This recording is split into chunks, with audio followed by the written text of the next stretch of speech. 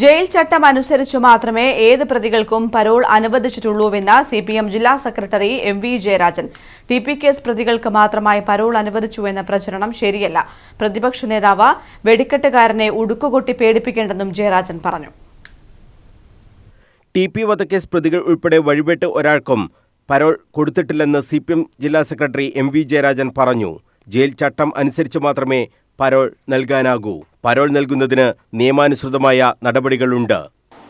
കോടതി പരോൾ കൊടുക്കാൻ പാടില്ലെന്ന് നിഷ്കർഷിച്ച കേസിലെ പ്രതികൾ ഒഴിച്ച് ബാക്കി എല്ലാവർക്കും പരോൾ നമ്മുടെ ജയിൽ ചട്ടമനുസരിച്ച് അത് നൽകേണ്ടതാണ്. അങ്ങനെ ചട്ടമനുസരിച്ച് മാത്രമേ പരോൾ നൽകുന്നുള്ളൂ. അല്ല, എത്രയാണോ ചട്ടമനുസരിക്കുന്നത് അങ്ങനെയാണ് കൊടുക്കുക. കൂടുതൽ കാലം ജയിലിൽ കടന്നിട്ടുണ്ടാവും. പരോൾ അനുവദിച്ചതിനെതിരായ പ്രതിപക്ഷ നേതാവിന്റെ വിമർശനത്തിന് വെടിക്കെട്ടുകാരനെ ഉടുക്കുകൊട്ടി പീഡിപ്പിക്കേണ്ടെന്നും എം.വി. ജയരാജൻ പറഞ്ഞു.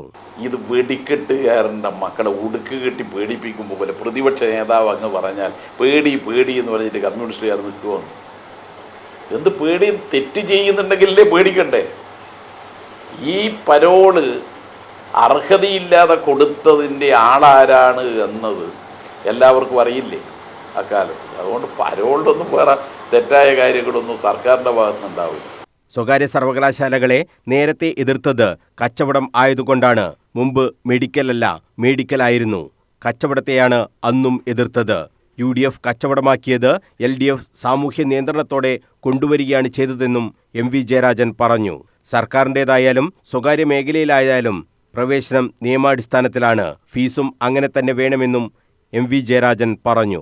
News bureau, Kannur.